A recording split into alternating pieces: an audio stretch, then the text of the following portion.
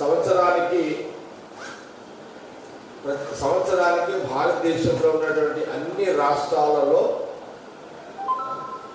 నిరుద్యోగులకు ఉద్యోగ అవకాశాలు కల్పిస్తాను అని ప్రధానమంత్రి కాకముందు, ప్రధానమంత్రి అయిన తర్వాత కూడా ప్రజలు, యువకుల తల్లిదండ్రులు, యువకుల యొక్క ఓటు బ్యాంకుని తన వైపు మళ్లించుకోవడానికి అతను ప్రధానమంత్రిగా బీజేపీ పార్టీ మోడీ గారు ప్రధానమంత్రి కావడానికి ఒక ప్రకటన చేయడం జరిగింది. ప్రభుత్వము కేంద్రంలో బీజేపీ ప్రభుత్వం ఏర్పాటు అయింది, ప్రధానమంత్రి మోడీ అయ్యిండు. దాదాపు ఇప్పటి వరకు 8 సంవత్సరాలు పూర్తయింది. కేంద్రంలో బీజేపీ అధికారంలోకి వచ్చి కూడా దాదాపు 8 సంవత్సరాలు అయింది. మరి సంవత్సరానికి 2 కోట్ల ఉద్యోగాలు ప్రధానంగా మన తెలుగు రాష్ట్రాల్లో కూడా, తెలంగాణ రాష్ట్రంలో ఉన్న యువకులు కానివ్వండి, ఆంధ్రప్రదేశ్లో ఉన్నటువంటి యువకులు కానివ్వండి, ఈ 2 రాష్ట్రాల యువకులతో పాటు భారతదేశంలో ఉన్న అన్ని రాష్ట్రాల యువకులు ఆ 2 కోట్లు సంవత్సరానికి వస్తే, అంటే దాదాపు సంవత్సరానికి 8, అంటే సంవత్సరానికి 2 కోట్ల ఉద్యోగాలు అని అంటే ఒక ప్రధానమంత్రి మోడీ గారు ఒక పెద్ద మనిషిగా ప్రకటన చేసిన ఒక మహా వ్యక్తి 8 సంవత్సరాలు అంటే దాదాపు 16 కోట్లు దాదాపు, అంటే మనం సంవత్సరానికి 2 కోట్ల చోట్లు వేసుకున్న ఈ 8 సంవత్సరాల ఈ 8 ఏళ్ళు పూర్తి చేసుకునేసరికి దాదాపు యువకులకు 16 కోట్ల మందికి ఉద్యోగాలు రావాల్సి ఉంది. 8 సంవత్సరాలు అయిపోయింది. 8 సంవత్సరాలు అయిపోయింది. 16 కోట్ల ఉద్యోగాలు కాదు కదా, కేంద్ర ప్రభుత్వం అసలు ఉద్యోగాలే లేకుండా ఈ ప్రభుత్వాన్ని నడిపిస్తూ ఉంది. నిజంగా చెప్పాలంటే మన యావత్ భారతదేశంలో కేంద్ర ప్రభుత్వం ఏ రాజకీయ పార్టీ ఉన్నా ఈ భారతదేశానికి సంబంధించి 2 రకాలు ఉంటుంది. ఒకటి, ఈ దేశ రక్షణ కోసం ఆ బార్డర్ అంతా ఆర్మీ ఎప్పుడు కూడా కంట్రోల్లో ఉంటుంది. ఆర్మీలో రిక్రూట్మెంట్ ఎక్కువ ఎందుకు చేస్తారంటే 2 రకాలుగా. ఒకటి, యువకులకు ఉద్యోగ అవకాశం కల్పించడము, జీవనోపాధి కల్పించడము. దాని తర్వాత బార్డర్లో మన భారతదేశంలో పౌరులందరూ కాపాడడానికి అక్కడ సైనికులుగా ఉండడం. నిజంగా చెప్పాలంటే మనం చాలా కొన్ని ఏళ్ళ నుంచి చూస్తున్నాము. ఆర్మీ అంటే చాలా, ఎవరైనా సరే ఆర్మీ అంటే వస్తామో రాము, యుద్ధాలు అయితే ఏమవుతుందో అనే భయం న్యాచురల్గా ఉంటుంది. అయినా చాలా మంది యువకులు ఆర్మీలో జాయిన్ కావడానికి,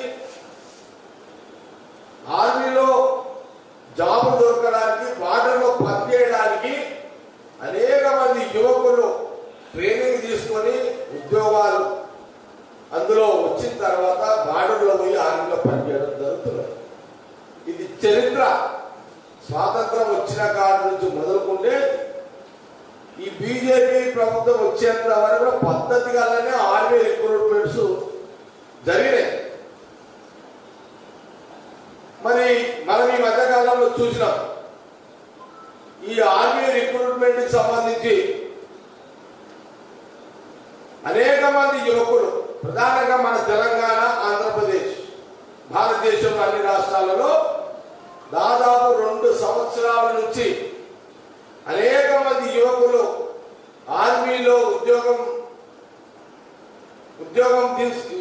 రావాలి, ఉద్యోగాల అర్హతలు సంపాదించాలి అనే ఒక ఆకాంక్షతో పోటీ పడి, ఆర్మీలో జాయిన్ కావాలి అనే ఒక పోటీ పడి ప్రతి నిత్యము వాళ్ళ తల్లిదండ్రులు దాదాపు ఒక్కొక్కరికి 2 లక్షల రూపాయలు ఖర్చు పెట్టి వాళ్ళ ట్రైనింగ్, చదువు పరంగా కానీ లేకపోతే ఫిజికల్ ఎక్సర్సైజెస్ కానీ వాళ్ళు ఆర్మీకి సెలెక్ట్ కావడానికి ఒక యువకుడికి 2 లక్షల రూపాయలు తల్లిదండ్రులు ఖర్చు పెట్టి ఆ యువకులకు 2 ఏళ్ళు ట్రైనింగ్ ఇప్పించి రెడీగా ఉన్న సమయంలో ఆర్మీ రిక్రూట్మెంట్ జరిగే సమయంలో బీజేపీ ప్రభుత్వము ప్రధానమంత్రి మోడీ గారు అగ్నిపథ్ అనే ఒక జీవో తీసుకొచ్చి ఆ జీవో వల్ల ఈ యువకులకు నిరాశపరిచిండు.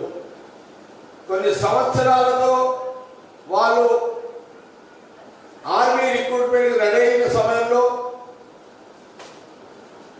మరి రిక్రూట్మెంట్ జరిగిపోతుంది అనే సమయంలో అగ్నిపథ్ అనే ఒక జీవో తీసుకొచ్చి, అంటే ఆ జీవోలో ప్రజలందరూ తెలుసుకోవాల్సింది ఏంటంటే ఆ జీవో అర్థమైంది అంటే రిక్రూట్మెంట్ అయిన తర్వాత ఈ అగ్నిపథ్ అనే జీవోలో 4 సంవత్సరాలే ఉద్యోగం, అందులోనే ట్రైనింగ్, అందులోనే ఉద్యోగం.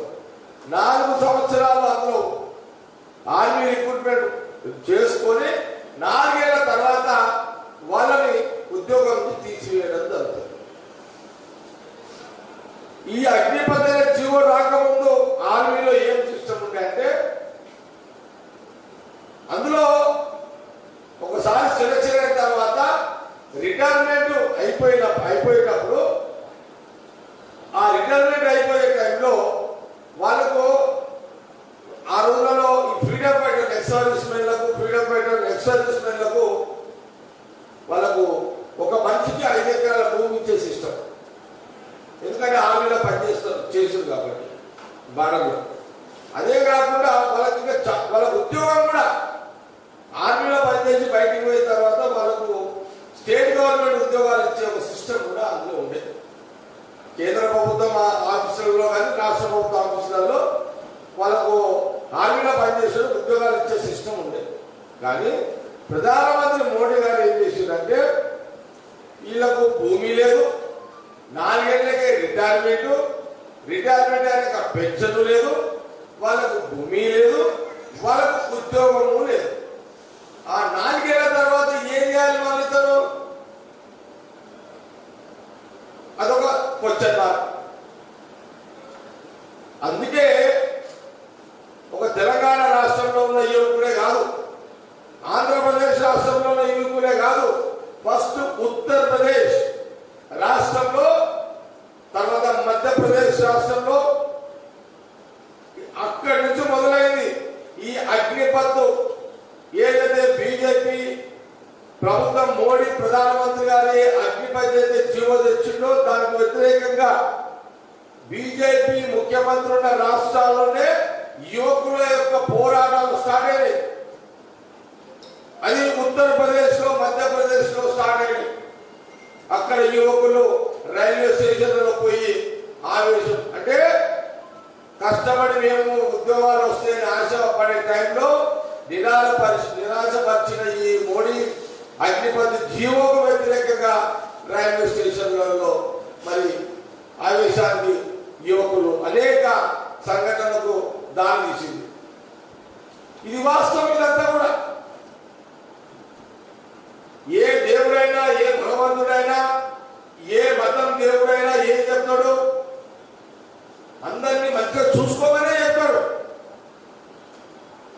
కానీ మరి వీళ్ళు ప్రతినిత్యము ప్రతిరోజు ఒక రాముడనో, ఒక శ్రీరాముడనో, ఒక భాగ్యలక్ష్మి తల్లనో, ఒక దుర్గామాతనో, ఒక వినాయకుడనో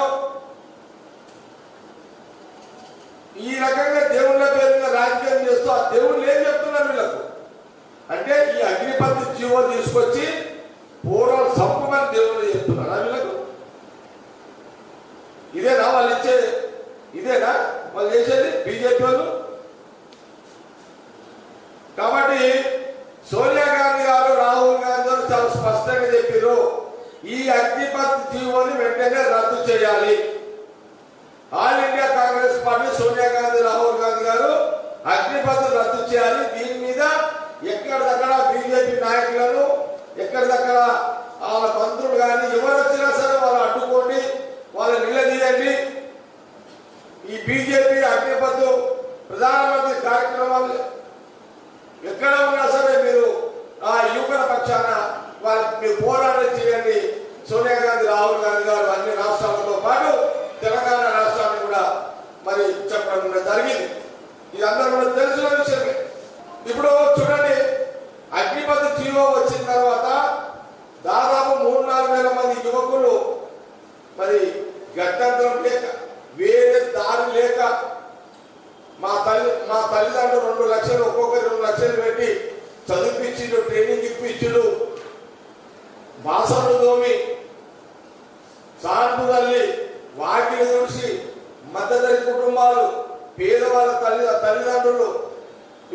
తల్లిదండ్రులు పేద యువకుని 2 లక్షలు పెట్టి ట్రైన్లు ఇప్పించిన సమయానికి వాళ్ళకు ఈ జీవో రావడం వల్ల వాళ్ళు నిరాశలో వాళ్ళు సికింద్రాబాద్ రైల్వే స్టేషన్లో మరి అక్కడ నిరసన తెలిపడం జరిగింది. 3-4 వేల మంది. సరే, అక్కడ అనేక ఆ యువకు ఆ వయసు వస్తుంటుంది, మాకు ఉద్యోగాలు లేవు, మా జీవితాలు నాశనం అయిపోయిన ఒక ఆవేదనతో రైల్వే స్టేషన్లో అక్కడ రైల్వే స్టేషన్లో భోగిలు కానీ రైల్వే కేంద్ర ప్రభుత్వానికి మోడీకి బుద్ధి చెప్పాలి, ఈ ప్రభుత్వానికి గుణపాఠం నేర్పాలని ఒక కసితో ఆ రైల్వే స్టేషన్లో ఆ వయసు అలాంటిది. ఆ వయసు వాళ్ళని ఆవేశపరిచింది, ఆ వయసు వాళ్ళని ఆ రకంగా నిరసన తెలిపే దాంట్లో భాగమే ఆ రైల్వే ట్రైన్లను పెట్టడం జరిగింది. హాయ్ ఫ్రెండ్స్, మా టుడే టుమారో యూట్యూబ్ ఛానల్ చూస్తున్నందుకు చాలా థ్యాంక్స్. మరిన్ని లేటెస్ట్ వీడియోస్ కోసం వెంటనే సబ్స్క్రైబ్ చేయండి. అలాగే ఈ బెల్ ని కూడా రింగ్ చేసేయండి. మా నోటిఫికేషన్స్ అన్ని మీ మొబైల్లో వస్తాయి.